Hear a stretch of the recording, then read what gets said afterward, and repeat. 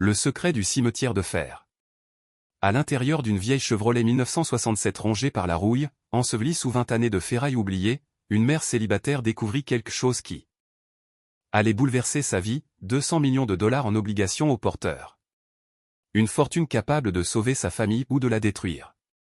Sarah se tenait dans l'encadrement de la porte de son petit appartement, trop cher pour ce qu'il offrait, observant son fils de 8 ans, Marcus, ranger avec soin ses jouets de dinosaures dans une boîte en carton. Dans la poche de son jean, l'avis d'expulsion froissé pesait comme un verdict. 3 années s'étaient écoulées depuis que David était parti, la laissant seule face à un monde qui semblait vouloir l'écraser un peu plus chaque jour. Elle n'avait pas pleuré quand l'usine avait fermé. Elle n'avait pas pleuré quand la voiture était tombée en panne pour la 3e fois ce mois-là. Mais voir Marcus envelopper son T-Rex en plastique dans du papier journal, avec la délicatesse qu'on réserve à la porcelaine fragile, lui serra le cœur au point de lui couper le souffle. Ce matin-là, à 6 heures, un appel avait brisé le peu de sommeil qu'elle avait grappillé entre son service de nuit au dîner et la préparation du petit déjeuner de Marcus. Une voix masculine, mesurée. Professionnelle, Madame Carter? Je suis Maître Reynolds, avocat à Millbrook. Je vous appelle au sujet de votre oncle Théodore. Il est décédé la semaine dernière et vous alléguez sa propriété. Sarah avait failli rire. Un oncle Théodore? Elle n'en avait jamais entendu parler. Sa mère était fille unique, et la famille de son père les avait reniés depuis longtemps, lorsqu'il avait épousé une femme, en dehors de leur monde. Mais l'homme insistait, il connaissait son nom complet, sa date de naissance, même la petite cicatrice sur sa main gauche, souvenir d'une tentative enfantine. Pour réparer la boîte à musique de sa mère. Quelle sorte de propriété, avait-elle demandé, déjà en train d'évaluer mentalement combien elle pourrait en tirer, combien de mois de loyer cela pourrait couvrir. Eh bien, c'est une casse automobile, madame. 30 acres de terrain à l'extérieur de Millbrook. Cedar Hills Salvage. Une casse. Évidemment.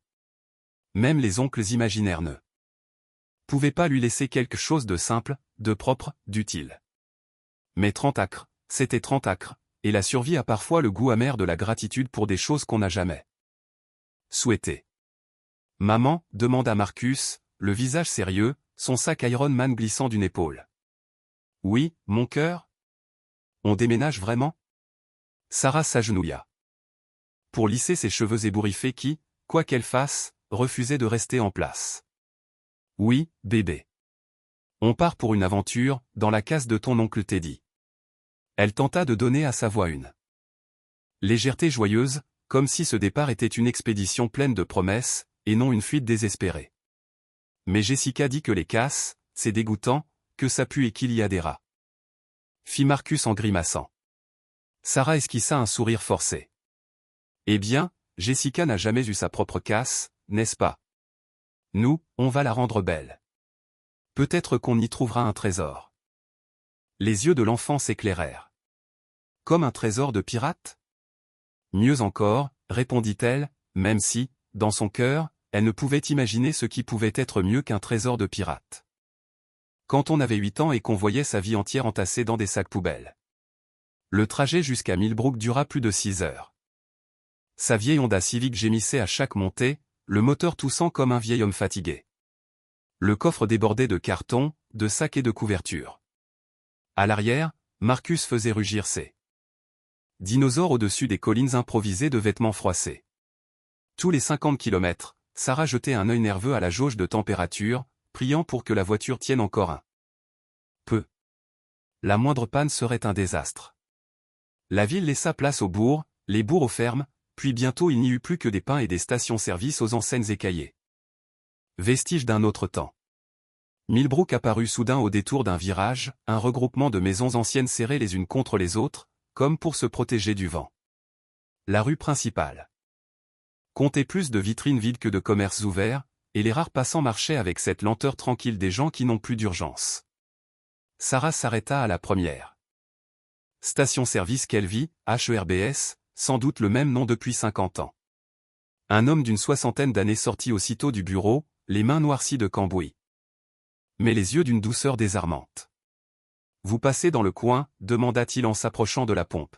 « Non, répondit-elle en descendant de la voiture, nous venons d'arriver. J'ai hérité de la casse Cedar Hills. La main de l'homme se figea sur la poignée. Son regard bienveillant se voila d'une inquiétude qu'elle ne comprit pas tout de suite. Vous êtes la nièce de Teddy. Elle hocha la tête, intriguée. Vous comptez vivre là-bas? C'est le plan, oui. Pourquoi? Il y a un problème? L'homme jeta un coup d'œil vers la voiture, où Marcus collait son visage à la vitre en poussant des rugissements de dinosaure. Puis il revint à Sarah. Madame, dit-il gravement, ce n'est pas un endroit pour un enfant. Dieu bénisse l'âme de Teddy, c'était un brave homme. Mais cette casse, c'est un enfer de rouille et de danger. Pas d'électricité, pas d'eau potable depuis des années. Des fuites d'huile partout, des carcasses prêtes à s'effondrer, et des rats, gros. Comme des chats. Sarah sentit ses épaules se raidir. Elle avait entendu ce ton 1000 fois, celui des gens qui veulent prévenir les femmes seules qu'elles ne sont pas capables. Les mêmes qui disaient qu'une mère célibataire ne pouvait pas s'en sortir, qu'elle n'avait pas les épaules. On s'en débrouillera, répondit-elle simplement. L'homme leva les mains, désolé. Je ne voulais pas vous offenser. Mais faites attention, d'accord? Teddy a vécu dur, là-bas. Ce n'est pas un endroit fait pour vivre, encore moins pour élever un petit garçon. Elle aurait voulu lui répondre qu'il avait déjà dormi 3 nuits dans la voiture quand le chauffage avait été coupé, que Marcus faisait ses devoirs à la lueur d'une bougie, que le danger, elle le connaissait déjà, sous des formes bien plus silencieuses. Mais à la place, elle se contenta de demander d'une voix calme. Combien je vous dois pour l'essence? La route jusqu'à Cedar Hills s'enfonçait dans la campagne, s'effritant peu à peu du goudron au gravier, puis en un chemin bosselé, à peine tracé entre les arbres. Les pins formaient un tunnel vert qui avalait la lumière du jour. Quand le portail apparut enfin, Sarah sentit son estomac se nouer. Un panneau rouillé pendait de travers, Cedar Hills Salvage, nous achetons la ferraille. Le spectacle, derrière, lui coupa le souffle. 30 acres, oui. Mais 30 acres d'épaves, de carcasses de voitures empilées comme des montagnes de métal tordu. Des murs entiers de pneus noirs. Des reflets de chrome terni qui accrochaient la lumière comme des éclats de miroirs brisés. Marcus resta silencieux un long moment, ses yeux ronds fixés sur l'immensité rouillée. C'est géant, souffla Théil. Oui, murmura Sarah. C'est à nous, maintenant. Elle coupa le moteur. Le silence s'abattit, seulement troublé par le bruissement du vent dans les arbres et le craquement lointain du métal qui se dilatait au soleil. L'air sentait le fer, l'huile et la terre humide. Pourtant, au milieu de cette désolation, il y avait quelque chose d'étrangement beau, un ordre dans le chaos, une mémoire dans chaque tôle. Cabossé. Sarah posa la main sur la portière. On va s'en sortir, pensa-t-elle. On va le faire, pour lui. Marcus descendit à son tour, serrant contre lui son dinosaure préféré. Tu crois qu'il y a des trésors, maman? Elle sourit. Peut-être, mon chéri. Peut-être qu'on en trouvera un. Et sans le savoir encore, ces mots venaient d'ouvrir la première page du plus grand secret que Cedar Hills Salvage ait jamais gardé. L'odeur les frappa avant même qu'ils n'ouvrent les vitres. Un mélange d'huile ancienne, de métal rouillé et d'une présence organique en décomposition. Depuis trop longtemps. Maman, murmura Marcus depuis la banquette arrière. Je crois qu'il n'y a pas de trésor ici. Sarah ne trouva rien à répondre. Son fils avait sans doute raison. Elle sortit de la voiture, le cœur serré, pour déverrouiller le portail grâce à la clé que l'avocat lui avait envoyée par la poste. Le cadenas était si rouillé qu'elle dut le frapper avec une pierre. Avant qu'il ne cède enfin, dans un grincement métallique qui résonna dans le silence du lieu. Quand le portail s'ouvrit en couinant, un vol d'oiseaux s'enfuit brusquement des arbres voisins. Et c'est alors qu'elle vit l'étendue de ce qu'elle avait hérité, un vaste cimetière de ferraille, où le chemin principal, presque effacé, disparaissait sous des herbes folles qui lui montaient jusqu'à la taille. Des carcasses de voitures s'entassaient par endroits sur 3 ou 4 niveaux, formant des vallées d'acier prêtes à s'écrouler au moindre souffle. Au centre, un vieux bras de grue semblait suspendu dans le temps, figé dans un geste interrompu. Tout au fond de la cour, se dessinait une petite bâtisse, sans doute le bureau, peut-être même un logement.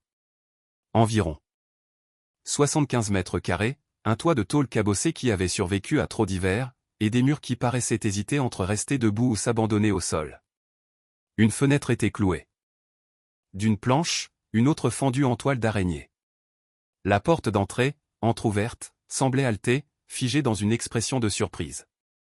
Sarah remonta en voiture et avança lentement à travers le labyrinthe de métal, esquivant les morceaux tranchants qui menaçaient ses pneus déjà fatigués. À l'arrière, Marcus était silencieux. Ces dinosaures, jusque-là inséparables compagnons de route, gisaient oubliés sur le siège.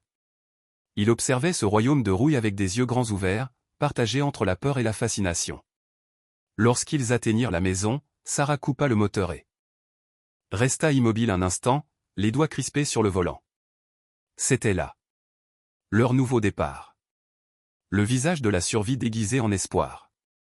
Reste dans la voiture, mon cœur. Juste le temps que je vérifie. La porte grinça mais céda sans résistance. L'intérieur était à la fois pire et meilleur qu'elle ne l'avait imaginé. Meilleur, parce qu'il y avait des meubles, un vieux canapé dont la couleur originelle peut-être verte se devinait encore, une table bancale entourée de 3 chaises, et même un réfrigérateur qui bourdonnait faiblement dans un coin. Pire, parce que tout était recouvert d'une épaisse couche de poussière, et l'air saturé d'une odeur de moisissure mêlée à celle, indéfinissable, d'une bête morte depuis longtemps entre ces murs. Mais il y avait un toit. Il y avait des murs. Et dans la petite salle de bain, un robinet d'où coulait encore de l'eau brune, d'abord, avant de s'éclaircir lentement. C'était plus que ce qu'elles auraient eu à la villa. Semaine suivante. Alors Sarah retroussa ses manches. Pendant 1 heure, elle ouvrit les fenêtres, aéra, inspecta chaque pièce, dressant dans sa tête une liste des urgences à régler. Ce qui devait être réparé d'abord, ensuite, et un jour peut-être, quand l'argent le permettrait. Marcus finit par entrer, son sac à dos sur l'épaule et son brachiosaure préféré serré contre lui. « Ça sent bizarre ici », dit-il en fronçant le nez. « On nettoiera tout, promit Sarah. On fera en sorte que ça sente comme chez nous. »« Et ça sent quoi, chez nous » demanda-t-il innocemment. La question la prit de court. Qu'est-ce que ça sentait, un foyer? Celui de son enfance avait respiré le parfum de lavande de sa mère et la fumée des cigarettes de son père, jusqu'à ce que la maladie éteigne la première et empoisonne le second. Leur dernier appartement, lui, sentait le curry de l'Indien du rez-de-chaussée et les chats du voisin. Ici, c'était l'odeur de la fin du monde. Chez nous, ça sent nous, répondit-elle doucement. Tes dinosaures, mon café, et ce qu'on cuisinera ensemble. Marcus sembla satisfait de cette réponse et partit explorer, laissant sa mère assez penser. L'endroit comportait 2 chambres, un luxe inespéré. Pour la première fois en 2 ans, son fils aurait sa propre pièce. La cuisine semblait encore fonctionnelle, plus ou moins. Le chauffage, en revanche, restait un mystère. Mais nous étions en septembre, il restait du temps. Au crépuscule, Sarah sortit sur le petit perron. Le soleil couchant incendiait les carcasses, peignant la ferraille d'or et d'ombre. Devant elle, 30 acres de métal tordu et de rêves brisés. C'était laid. C'était immense. Et c'était à eux. Aucun propriétaire pour les expulser. Personne pour leur dire qu'ils n'avaient pas leur place. Maman. La voix de Marcus résonna à sa gauche. Maman, viens voir. Elle le rejoignit prudemment, contournant des tas de pièces rouillées. Marcus se tenait devant une section du terrain différente des autres. Ici, les voitures n'étaient pas entassées n'importe comment. Elles formaient des rangées presque géométriques, comme si quelqu'un avait voulu les classer. C'étaient de vieilles voitures des modèles des années entre 50 et 60, dont les chromes ternis gardaient pourtant des reflets de noblesse. Elles sont trop cool, s'exclama Marcus en caressant l'aile d'une Cadillac aux nageoires poussiéreuses. C'est ça, les trésors? Sarah esquissa un sourire, prête à lui répondre, puis elle la vit. À l'écart. À demi cachée sous une bâche verte déchirée par le temps, se trouvait une Chevrolet. Peut-être une 1967, à en juger par les lignes du châssis encore visibles sous la rouille. Mais ce n'était pas le modèle qui la troubla. C'était sa position. Alors que toutes les autres voitures étaient parfaitement alignées, celle-ci était décalée, avancée, comme si quelqu'un l'avait sortie de sa rangée pourrie. travailler, avant d'être interrompue. Sarah s'approcha, poussée par une curiosité inexplicable. Les vitres étaient opaques de saleté, la carrosserie trouée par la corrosion, percée comme par des plaies. Pourtant, il y avait là une présence, quelque chose d'étrangement vivant au cœur de cette mort de métal. « Qu'est-ce qu'elle a, celle-là » demanda Marcus, percevant l'attention de sa mère. « Je ne sais pas » souffla-t-elle. Elle tendit la main vers la poignée du conducteur. Elle ne s'attendait pas à ce qu'elle s'ouvre et pourtant, elle céda, dans un soupir presque humain. L'intérieur était en lambeaux, tissu pourri, ressorts tordus, rouille omniprésente. Et pourtant, les clés pendaient toujours au contact, oscillant doucement, comme si le conducteur venait juste de s'absenter. Sarah se pencha pour mieux voir. Ses doigts effleurèrent quelque chose d'inattendu, un objet froid, métallique, dissimulé sous le siège déchiré. En écartant le tissu effondré, elle sentit un levier, un mécanisme. Son cœur accéléra. « Marcus, dit-elle d'une voix faussement calme, va m'attendre sur le perron, d'accord ? Mais, maman. S'il te plaît, juste une minute. » Le garçon soupira et s'éloigna à contre-cœur, traînant les pieds. Quand il fut hors de vue, Sarah tira doucement sur le levier. Un déclic sec résonna, puis tout le dossier du siège bascula vers l'avant, révélant un compartiment secret qu'elle n'aurait jamais trouvé autrement. Elle resta un instant figée. À l'intérieur, enveloppée dans un plastique jauni par le temps, reposait une mallette métallique. Ses mains tremblaient en la saisissant. Elle était lourde, beaucoup trop lourde pour sa taille. Le métal glacé colla à ses paumes. Les fermoirs, rouillés, résistèrent avant de céder. Et quand elle souleva le couvercle, le monde sembla s'arrêter. Des liasses épaisses de papier impeccablement alignées, scellées de tampons officiels. Des obligations aux porteurs. Les chiffres inscrits sur les bordereaux défiaient l'imagination. 200 millions de dollars. Sarah recula, chancelante, incapable de respirer. La mallette glissa de ses genoux, heurtant le sol dans un bruit sourd. Les feuilles tremblèrent, mais restèrent parfaitement en ordre, comme un secret préservé, attendant depuis 20 ans qu'une main vienne le réveiller. Le vent s'engouffra dans la carcasse, soulevant un nuage de poussière et un parfum de passé. Sarah se tenait là, au milieu du cimetière mécanique, une fortune entre les mains, la peur au ventre. Ce n'était plus seulement un héritage. C'était une bombe endormie. Derrière elle, Marcus cria son nom. Sarah referma instinctivement la mallette, le cœur battant à tout rompre. Elle ne savait pas encore si ce qu'elle venait de découvrir allait les sauver, ou les détruire. Sous la lumière dorée du couchant, les ombres s'allongeaient sur la casse automobile, transformant les carcasses de métal tordues en silhouettes monstrueuses.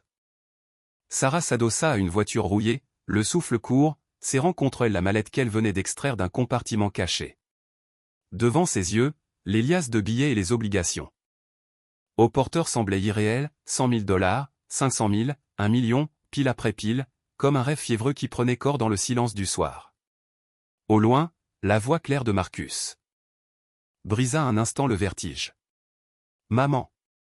Regarde, j'ai trouvé un enjoliveur super cool. » Sarah baissa les yeux vers les obligations, essayant de faire le calcul malgré le tremblement de ses mains.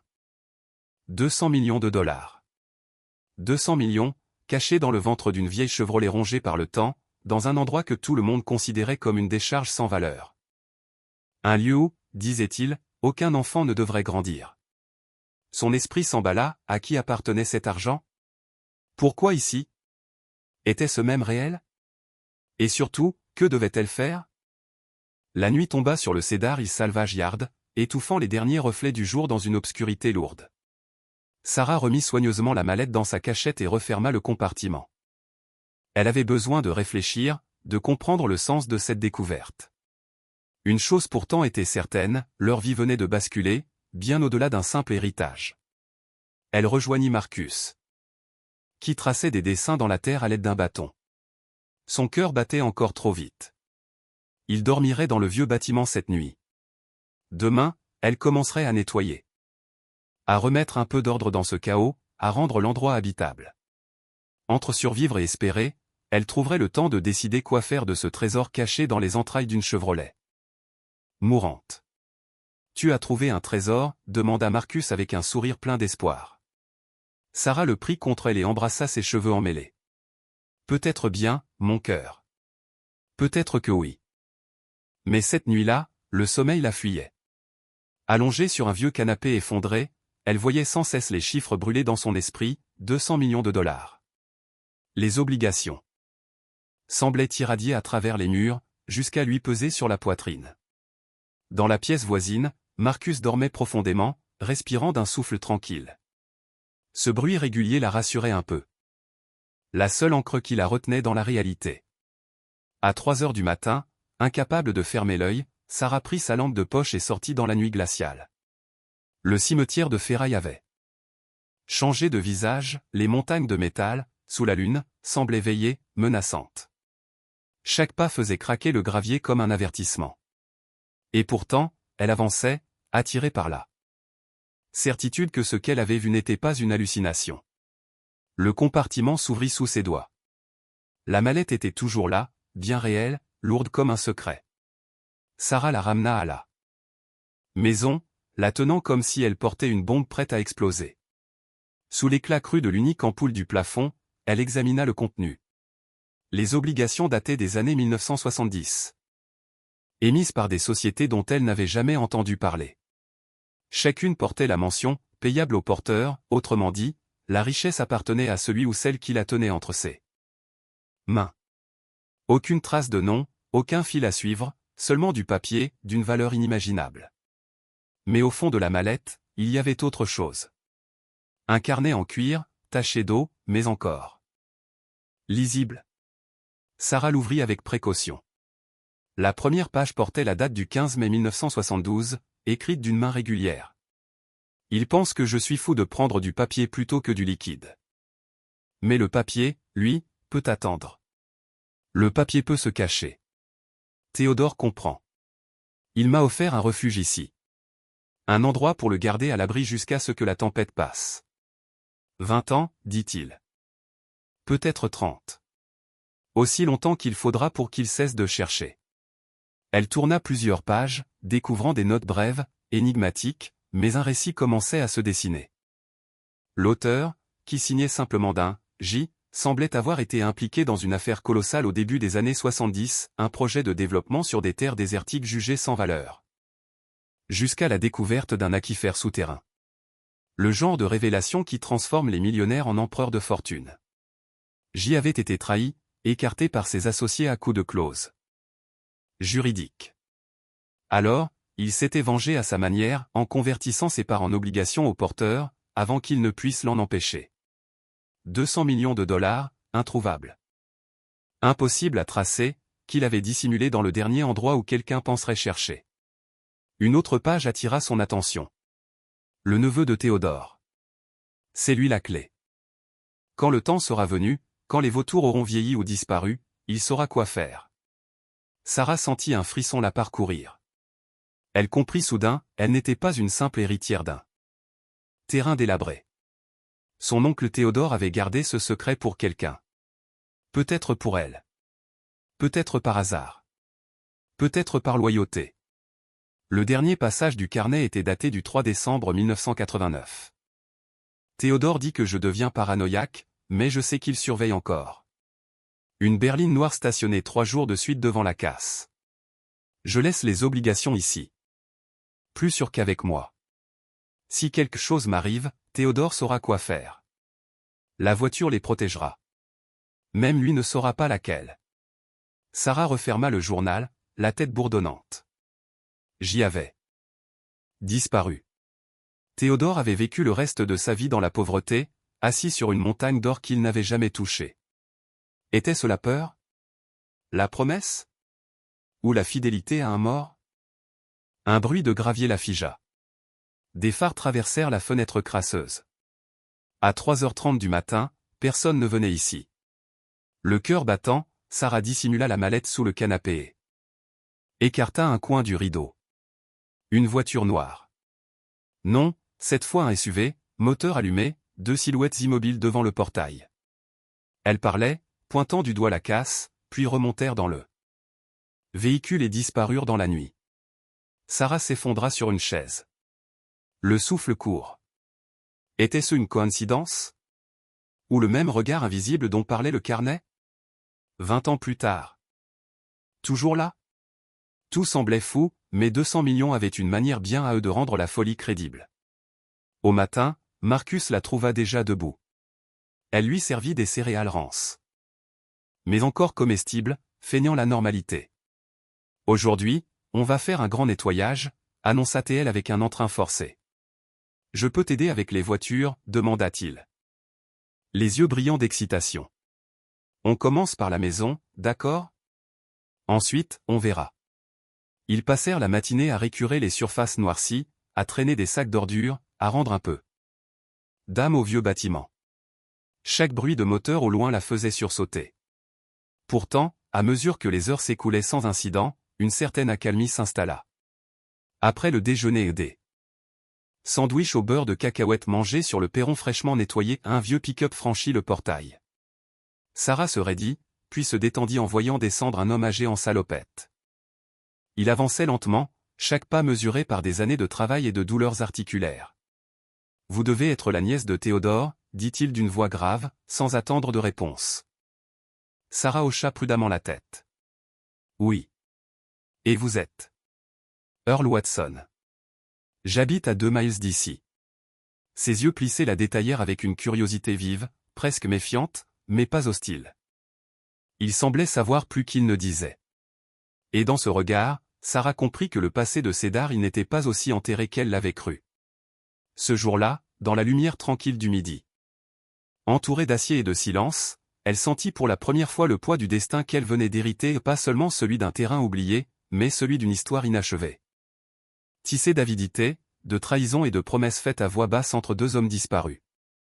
Et au fond d'elle, malgré la peur, une certitude nouvelle s'imposa, ce secret, désormais, lui appartenait. Théodore avait été un homme bon, un peu étrange, c'est vrai, mais profondément bienveillant.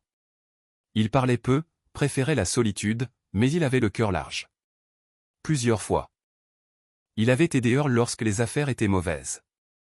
Ce dernier s'interrompit un instant, balayant du regard le vaste terrain couvert de carcasses rouillées. On s'est tous demandé comment il faisait pour garder ce lieu en vie, dit-il enfin. Le commerce de la ferraille n'est plus rentable depuis 20 ans dans le coin. Peut-être qu'il savait simplement vivre avec peu, hasarda Sarah. Earl hocha lentement la tête, mais son ton trahissait le scepticisme. Et toi? Tu comptes rester? Faire tourner l'affaire? Je ne sais pas encore. J'essaie de comprendre comment tout fonctionne. Il la fixa un moment, les yeux plissés par le soleil déclinant. Si tu as besoin de quoi que ce soit, je vis juste au bout de la route. Mais laisse-moi te donner un conseil, jeune femme. Théodore avait ses raisons pour vivre comme il le faisait. Ses raisons pour garder les gens à distance. Avant de changer quoi que ce soit ici, il vaudrait mieux comprendre ses raisons. Sur ces mots énigmatiques, il remonta dans son vieux pick-up et s'éloigna dans un nuage de poussière. Le ronronnement du moteur s'effaça, laissant Sarah seule, glacée par un frisson qui n'avait rien à voir avec l'air de septembre. Ce soir-là, elle décida de cuisiner un vrai dîner, des spaghettis avec une sauce en boîte. Pour Marcus, c'était un festin. Ils mangèrent à la lueur vacillante d'une bougie, parce que la moitié des lampes ne fonctionnait plus. Sarah s'efforça de transformer cette pauvreté en aventure. « Maman » demanda soudain Marcus en jouant avec sa fourchette, « est-ce qu'on est pauvre ?» La question la frappa comme un coup de poing. « Pourquoi tu dis ça, mon chéri ? Jessica a dit que les gens qui vivent dans une case sont pauvres. Et Tommy a dit que sa maman pense qu'on a été expulsé parce qu'on n'avait plus d'argent. » Sarah posa sa fourchette avec précaution. Comment expliquer à un enfant de 8 ans qu'ils étaient à la fois pauvres et assis sur une fortune qu'ils ne pouvaient pas toucher? Que l'argent pouvait être à la fois salut et menace. Nous avons tout ce dont nous avons besoin, finit-elle par dire. Doucement. Nous avons un toit, de quoi manger, et surtout, nous avons l'un l'autre.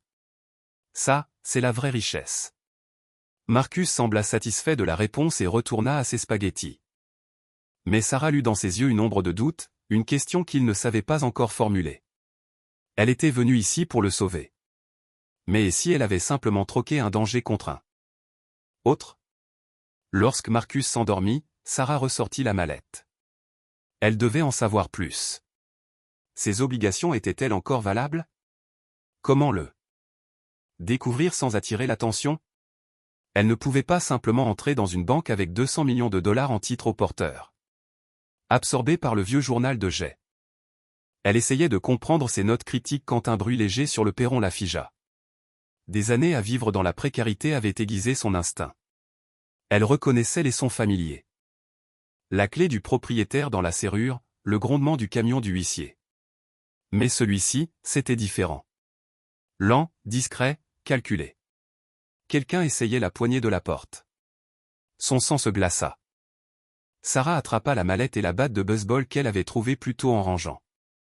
Le cœur battant à tout rompre, elle se glissa dans la chambre de Marcus et verrouilla la porte derrière. Elle. L'enfant dormait profondément, un bras jeté autour de son vieux dinosaure en peluche. Les pas se déplaçaient maintenant autour de la maison. On testait les fenêtres. Sarah retint ça. Respiration, la batte levée, la mallette serrée contre elle. Une ombre traversa le rideau de la fenêtre de Marcus. Puis plus rien. Les pas s'éloignèrent, et au bout d'un moment, un moteur démarra. Dans le lointain avant de s'évanouir. Elle ne dormit pas. Elle resta assise par terre, dos contre la porte, la batte sur les genoux, les yeux fixés sur la nuit. Et dans ce silence pesant, elle commença à faire des plans. Au matin, elle agirait. Sa première halte fut la quincaillerie du bourg. Elle y acheta de nouveaux verrous. Des projecteurs à détecteur de mouvement et une alarme bon marché qu'elle pouvait à peine se permettre. Le vieil employé derrière le comptoir la regarda d'un air curieux. « Vous attendez des ennuis. » Là-bas à Cedar Hills, demanda-t-il. « Je prends juste des précautions, répondit-elle. Une mère célibataire, vous savez. MMH, fit-il en hochant la tête. Vous savez, Théodore a eu des soucis. Lui aussi, il y a quelques années. Sarah leva les yeux. Quel genre de soucis? Des gens qui posaient des questions sur l'ancien temps. Il les a fait déguerpir au fusil, mais il revenait sans cesse, jusqu'à ce que le shérif s'en mêle. La bouche de Sarah s'assécha. Et, quelle question? Des affaires d'autrefois, paraît-il. Théodore disait que le passé devait rester enterré. Le vieil homme mit ses achats dans un sac, puis ajouta avec gravité. Mais parfois, le passé a ses propres moyens de remonter à la surface. De retour à la casse, Sarah installa les nouveaux verrous pendant que Marcus jouait dans un coin qu'elle avait dégagé pour lui. Chaque voiture qui passait sur la route la faisait sursauter. Chaque ombre devenait une menace. Ce qui, la veille encore, lui semblait une bénédiction ressemblait désormais à un fardeau. Ces millions, enfermés dans une simple mallette, pesaient comme une chaîne autour de son cou. Le soir venu, elle tentait de faire fonctionner la vieille cuisinière quand Marcus déboula, essoufflé. « Maman! Maman! Il y a un homme. » Sarah lâcha tout et attrapa la batte avant de se précipiter. Dehors. Près du portail, un homme d'une cinquantaine d'années, élégant, costume impeccable, examinait la serrure qu'elle avait installée le matin même. Il leva les yeux et afficha un sourire. Parfaitement maîtrisé. « Madame Chen ?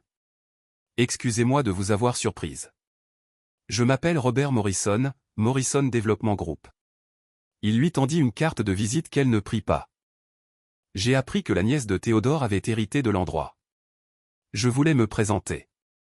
Sarah garda la batte visible, mais abaissa légèrement la main. Que puis-je faire pour vous? Monsieur Morrison? Appelez-moi Robert, je vous en prie. En fait, je voulais plutôt parler de ce que je peux faire pour vous. Son ton était affable, presque mielleux. Voyez-vous? Ces 30 acres font partie d'un couloir de développement que notre groupe convoite depuis longtemps. Théodore n'a jamais voulu vendre, mais j'espérais que vous seriez plus pragmatique. Le terrain n'est pas à vendre. Le sourire de Morrison resta figé. Je comprends parfaitement. Mais peut-être qu'après réflexion, quand vous aurez évalué le coût du nettoyage, les risques environnementaux, les difficultés d'élever un enfant ici, vous changerez d'avis. Nous serions prêts à faire une offre très généreuse. Quel genre d'offre? Demanda Sarah, non par intérêt. Mais pour sonder ses intentions. 600 000 $ en liquide. De quoi acheter une jolie maison, dans un bon quartier, avec une école décente. Une nouvelle vie. C'était une somme énorme. Pour n'importe qui d'autre.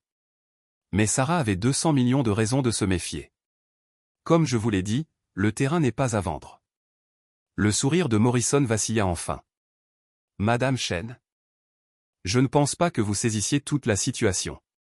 Ce terrain a une histoire, compliquée. Théodore savait comment gérer ces complications. Mais une jeune femme seule avec un enfant. Il secoua lentement la tête, faussement navré. Cela pourrait être trop lourd pour vous. Est-ce une menace? Bien sûr que non. Juste une observation amicale. Il fit volte-face, mais s'arrêta avant de remonter dans sa voiture. Ah, et un conseil, Madame Chen, faites attention à ce que vous remuez ici. Les vieilles casses regorgent de choses dangereuses. Produits chimiques, métaux coupants, et... Qui sait ce qui peut encore dormir sous toute cette rouille? Puis il s'éloigna, au volant d'une Mercedes qui valait sans doute plus que tout ce que Sarah avait gagné en 5 ans. Elle resta là, figée, la batte pendante au bout du bras, fixant la route où la voiture avait disparu. Le vent du soir souleva la poussière et fit grincer le portail. Dans le silence qui suivit, Sarah comprit avec une lucidité glaciale, Morrison savait. Peut-être pas les détails exacts, mais il savait qu'un trésor, quelque chose de précieux, se cachait ici. Et il ne s'arrêterait pas tant qu'il ne l'aurait pas trouvé. Elle rentra lentement, ferma la porte à double tour et s'appuya contre le bois froid. Marcus la regardait, inquiet, sans comprendre ce qui venait de se passer. « Tout va bien, dit-elle d'une voix qu'elle voulait ferme. Va te laver les mains, le dîner va refroidir. Mais au fond d'elle, elle savait que plus rien n'allait bien. La nuit tomba sur Cedar Hills, et pour la première fois, Sarah sentit que ce lieu qu'elle espérait être un refuge n'était peut-être qu'une nouvelle prison. Cette nuit-là, après avoir installé les alarmes et vérifié 3 fois chaque verrou, Sarah prit une décision qui allait à l'encontre de tout ce que sa vie de mère célibataire lui avait appris, elle ne toucherait pas à l'argent. Pas encore. Peut-être jamais. Mais elle pouvait faire une chose, s'assurer que, si quelque chose lui arrivait, Marcus serait protégé et que la vérité ne disparaîtrait pas dans le silence. Pendant des heures, elle écrivit tout. Chaque détail du jour où elle avait trouvé la mallette. Chaque note du journal de Théodore. Chaque mot de la visite de Morrison.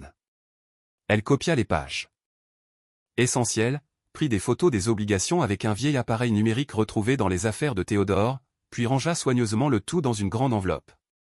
Sur le dos, elle inscrivit le nom de la seule personne à qui elle pouvait encore faire confiance, une avocate de l'aide juridique qui l'avait soutenue lors de son divorce, une femme qui, contrairement à beaucoup d'autres, l'avait toujours traitée avec une réelle humanité. Le lendemain matin, Sarah conduisit jusqu'à la ville.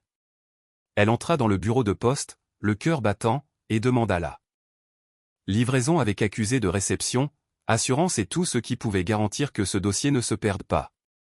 Elle ressortit le souffle court, mais un poids s'était levé, si le pire arrivait. Quelqu'un saurait. Marcus ne serait pas seul avec des questions sans réponse. Quand elle revint au terrain de récupération, le vieux pick-up d'Earl Watson était garé près du portail. Marcus se tenait à côté de lui, accroupi devant des traces dans la terre. Des marques intéressantes, dit simplement Earl sans la saluer. Quelqu'un rôde autour de ta propriété la nuit. Il marche le long des clôtures, examine les points d'accès. Sarah sentit la peur se contracter dans sa poitrine. J'ai installé des alarmes, murmura-t-elle. C'est un bon début, répondit-il en la fixant de ses yeux perçants, mais tu auras besoin de plus que ça. Théodore gardait un fusil dans le bureau, derrière un panneau secret, derrière le classeur métallique. Il marqua une pause. Et il avait un chien, Rex. Méchant comme tout, du genre à mordre avant de réfléchir. Il est mort il y a 2 ans, mais le fusil doit encore être là.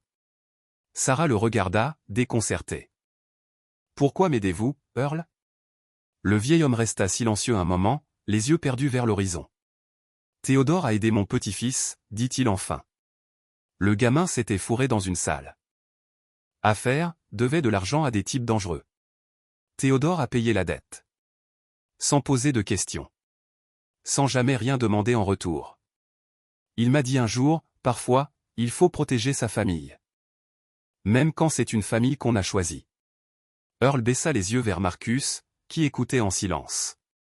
Toi, tu es la famille de Théodore. Donc, tu es aussi la nôtre. Quand il partit, Sarah entra dans le bureau et trouva effectivement le fusil à l'endroit exact qu'il avait décrit, avec une boîte de cartouches et un kit d'entretien. Elle n'avait jamais tenu une arme de sa vie. Mais elle apprendrait. Elle le devait. Car ce dans quoi elle venait de mettre les pieds dépassait de loin une simple question d'argent. C'était une question de survie. Et elle ne laisserait personne menacer son fils. Cette nuit-là, assise dans la petite cuisine, elle nettoya le fusil en suivant les instructions trouvées sur Internet. Et, en même temps qu'elle huilait le métal froid, elle se fit une promesse, protéger ce trésor, non par cupidité, mais parce qu'il représentait peut-être la seule chance pour Marcus d'avoir une vie meilleure. Elle serait prudente, intelligente, patiente. Et le moment venu, lorsqu'elle comprendrait enfin tous les joueurs et toutes les règles de ce jeu dangereux, elle agirait. La fortune cachée dans la vieille Chevrolet avait tout changé. Mais Sarah Chen avait passé sa vie à lutter pour survivre. Elle n'allait pas s'arrêter maintenant. Quelques jours plus tard, ses mains tremblaient tandis qu'elle signait les papiers à la banque. Elle échangeait l'une des obligations la plus petite, $50 000 dans une ville à 3 heures de route, où personne ne la connaissait. Casquette, lunettes de soleil, elle se sentait ridicule, comme une espionne de série B. Pourtant, à chaque regard du guichetier, son cœur s'emballait. Le directeur de la banque avait haussé un sourcil en voyant le vieux titre, mais l'avait finalement accepté sans poser de questions. Les obligations au porteur étaient comme de l'argent liquide, celui qui les tenait en était le propriétaire. Point. Souhaitez-vous un chèque de banque, demanda-t-il. 10 000 en espèces, répondit Sarah d'une voix qu'elle voulait assurer. Le reste en chèque. Sur le chemin du retour. $10 000 cachés sous le siège et 40 000 dans son sac, Sarah avait l'impression de transporter une bombe. Chaque sirène de police la faisait tressaillir. Chaque feu rouge devenait une épreuve. Mais elle atteignit enfin le portail du terrain au coucher du soleil. Le ciel en feu peignait les carcasses rouillées d'or et d'ambre. Marcus, installé à la table de la cuisine, leva les yeux de ses cahiers. « Tu as eu le travail ?» demanda-t-il. Elle lui avait dit qu'elle partait à un entretien d'embauche. Mentir lui avait déchiré le cœur, mais un enfant de 8 ans ne pouvait pas porter un secret de $200 millions. Disons que oui, répondit-elle en lui ébouriffant les cheveux. Alors on peut fêter ? Pizza ce soir. Les yeux de Marcus s'illuminèrent. Il n'en avait pas commandé depuis l'avis d'expulsion. Et demain, ajouta-t-elle, on ira acheter des meubles pour ta chambre. Un vrai lit. Et tout le reste. Le garçon bondit dans ses bras. T'es la meilleure maman du monde. Sarah le serra fort contre elle, les larmes lui montant aux yeux.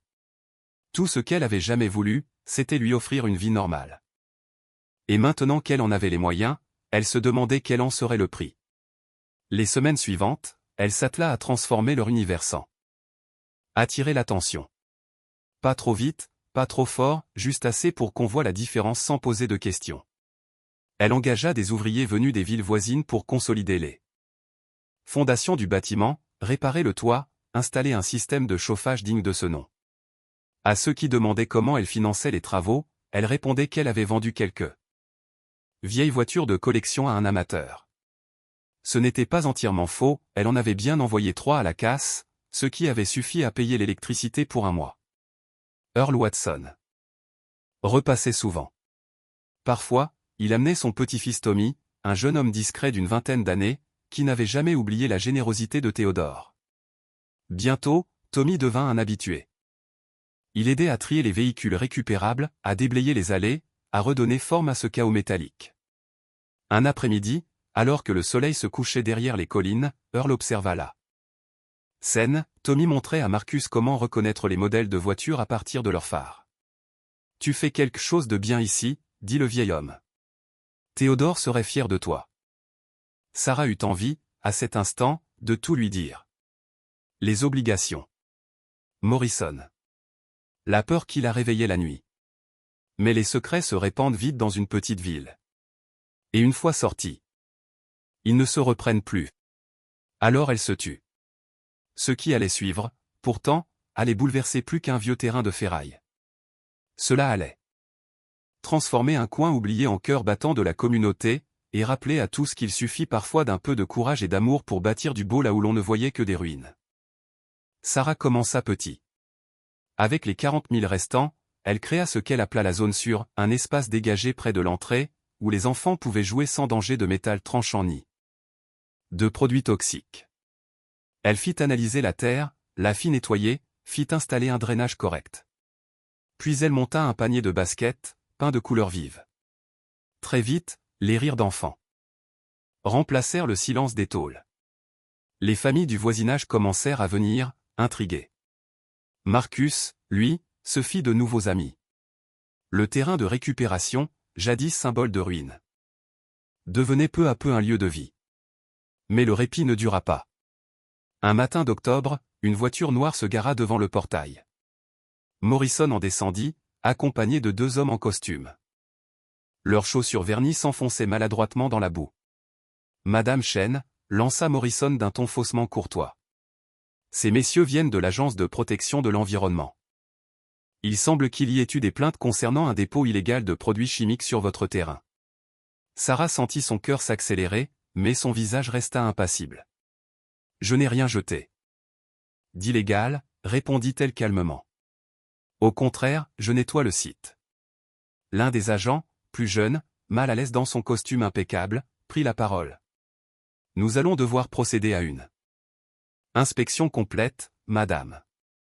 Sarah hocha la tête, son regard froid, décidé. Elle savait alors que le combat ne faisait que commencer. Mais cette fois, elle n'était plus la femme effrayée du début. Elle avait des alliés, un plan, et surtout, une raison de se battre, offrir à son fils un avenir dans un monde qu'on disait perdu. Et, au fond d'elle, elle en fit le serment, il pouvait inspecter, menacer, fouiller tout ce qu'il voulait. Elle ne céderait pas. Parce que dans ce cimetière de métal, au milieu des carcasses oubliées, Sarah Chen avait trouvé quelque chose de bien plus précieux que l'argent, la force de se relever et de bâtir la vie qu'on lui avait refusée. Sarah savait qu'à la moindre erreur, tout pouvait s'effondrer. Toute contamination pourrait entraîner de lourdes amendes, voire des poursuites pénales, avait prévenu l'un des inspecteurs. Bien sûr, inspectez tout ce que vous jugez nécessaire, répondit-elle, les bras croisés, observant l'heure. Balai méthodique. Les hommes prenaient des échantillons de sol, photographiaient chaque recoin, griffonnaient des notes sombres sur leur carnet. Morrison, lui, restait en retrait, planant autour d'eux comme un vautour. Quand enfin les inspecteurs quittèrent les lieux, il demeura sur le seuil, le regard plein d'une fausse bienveillance. Tout cela pourrait disparaître, dit-il d'une voix douce. L'enquête de l'EPA, les complications. Vendez-moi simplement le terrain et vous repartirez sans encombre. Sarah serra les mâchoires. La réponse fut la même qu'à chaque fois, non. Alors, le masque poli de Morrison se fissura. Vous n'avez aucune idée de ce dans quoi vous mettez les pieds, souffla-t-il. Ce qui est enfoui ici. Théodore était assez intelligent pour ne pas y toucher. Vous, en revanche, vous allez réveiller des choses que vous ne pouvez même pas imaginer. Quand il partit enfin, le silence tomba lourdement. Sarah s'assit sur les marches du Porsche, la tête entre les mains. Devait-elle accepter? Prendre les 600 000 $ et fuir loin d'ici? C'était une somme suffisante pour recommencer ailleurs, pour offrir à Marcus une vie meilleure. Mais son regard se posa sur le vieux panier de basket, où son fils apprenait à son nouvel ami Danny à tirer ses premiers paniers. Non loin, Tommy, couvert de cambouis, réparait patiemment une vieille Ford. Tout autour, des voisins riaient, plantaient, construisaient, redonnaient vie à ce lieu que tout le monde avait condamné. Non. Elle ne partirait pas. Pas cette fois. Cette nuit-là. Elle retourna vers la vieille Chevrolet et en sortit 5 autres obligations, l'équivalent de 250 000 $. Le lendemain, elle se rendit dans une autre ville, à une autre banque. Cette fois, elle savait quoi faire. Elle engagea une avocate. Pas quelqu'un de Millbrook, quelqu'un de loin, indépendante, incorruptible. Patricia Hernandez. Une femme vive, redoutablement compétente, et chère. Après avoir entendu la version édulcorée de l'histoire, celle où Sarah disait avoir trouvé des voitures anciennes de grande valeur, Patricia accepta de l'aider. Première étape, dit-elle. Nous allons transformer tout cela en organisation communautaire à but non lucratif. Cela rendra toute tentative d'expropriation plus difficile, vous donnera des avantages fiscaux et, surtout, créera une trace légale démontrant votre utilité publique. 2 semaines plus tard, le centre communautaire de Cedar Hills voyait officiellement le jour. Sarah en était la directrice. Le conseil comprenait Earl Watson, le directeur de l'école primaire locale, ainsi que 3 autres figures respectées du voisinage. Désormais, le vieux dépôt n'était plus une simple propriété privée. C'était un bien collectif. L'enquête de l'EPA conclut à une contamination légère à des traces d'huile et de liquide de refroidissement, classique pour un ancien chantier de récupération à mai. Rien de criminel.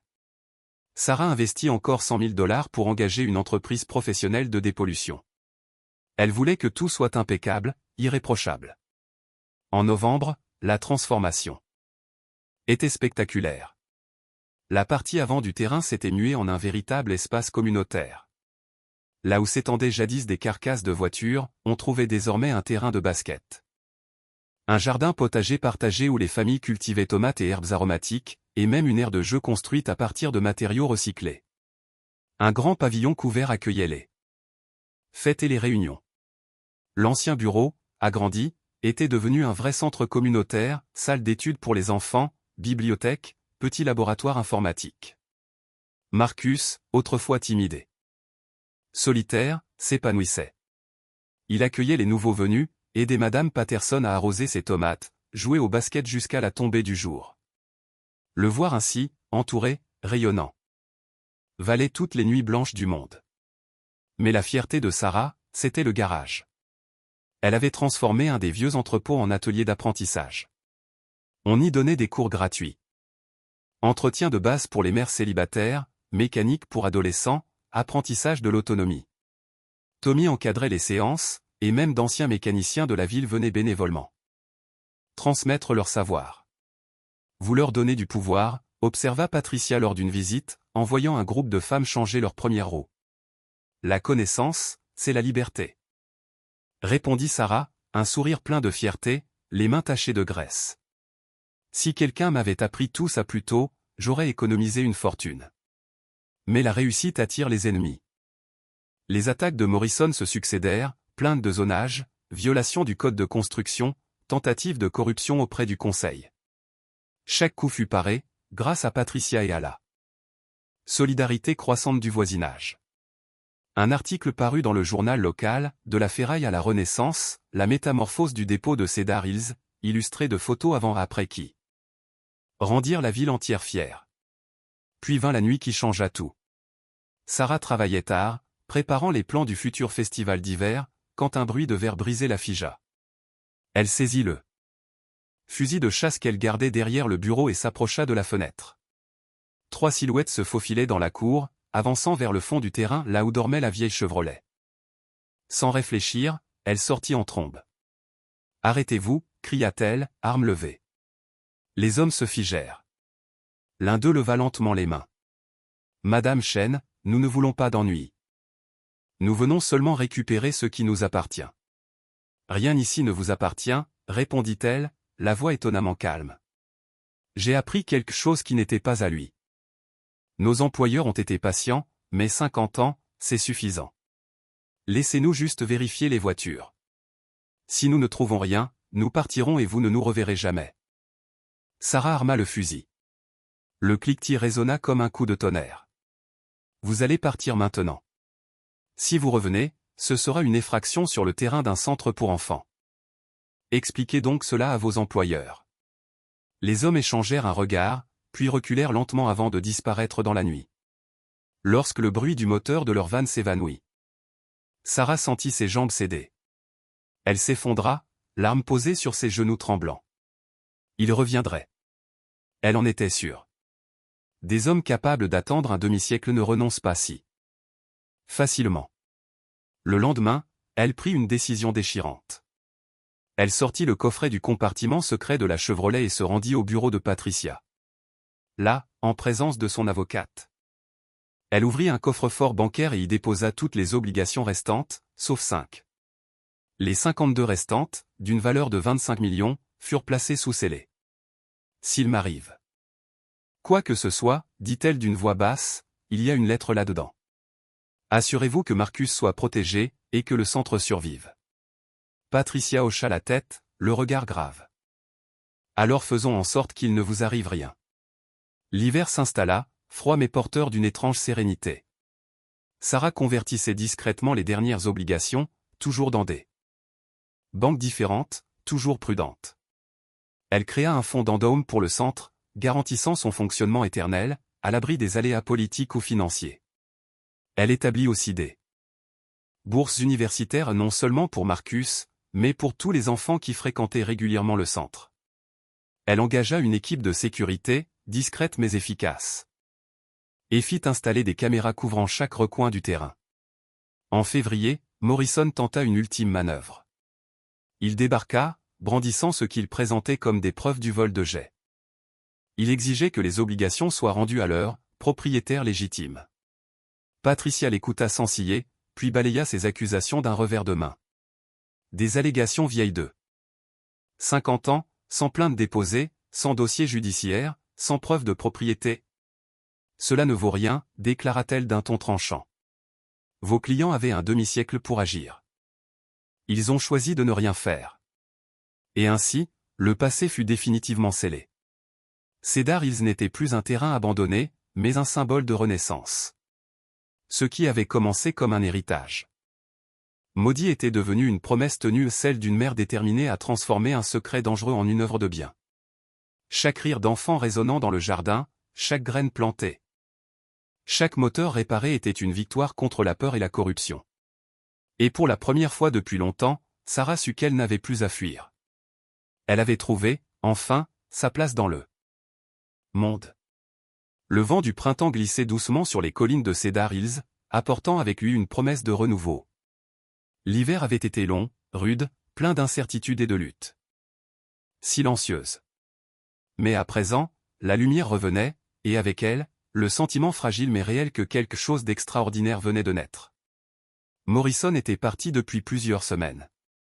Vaincu mais non sans rancune. Avant de quitter la propriété, il s'était tourné vers Sarah, les traits crispés par la défaite. « Vous venez de vous faire des ennemis puissants », lui avait-il dit d'une voix froide. Ce n'est pas terminé. Mais Sarah n'avait pas répondu. Elle s'était simplement tenue droite, les yeux fixés sur l'horizon, consciente que ce combat-là, elle l'avait déjà gagné pas par la force, mais par la foi et le travail. Et le printemps, implacable et bienveillant, arriva tout de même. Le festival du renouveau. Le projet dont Sarah rêvait depuis des mois prit enfin vie. Le premier festival de printemps de Cedar Hills. Le vieux terrain vague, jadis rempli de carcasses rouillées et de silence, s'était transformé en un lieu vibrant d'énergie et de rire. Des enfants couraient entre les stands de jeux improvisés, leurs cris joyeux résonnaient contre les montagnes de métal désormais peintes et fleuries. Des adolescents, fiers de leurs mains tachées de cambouis, exhibaient les voitures qu'ils avaient restaurées dans l'atelier communautaire. Les familles partageaient des repas sur de longues tables fabriquées à partir de planches récupérées.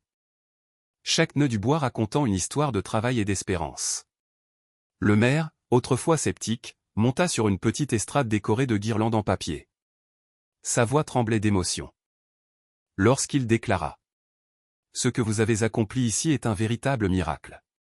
Cedar Hills renaît de ses cendres, et c'est à vous, Madame Chen, et à tous ceux qui ont cru à ce rêve, que nous le devons. » Sarah resta en retrait, les mains croisées devant elle, observant la scène.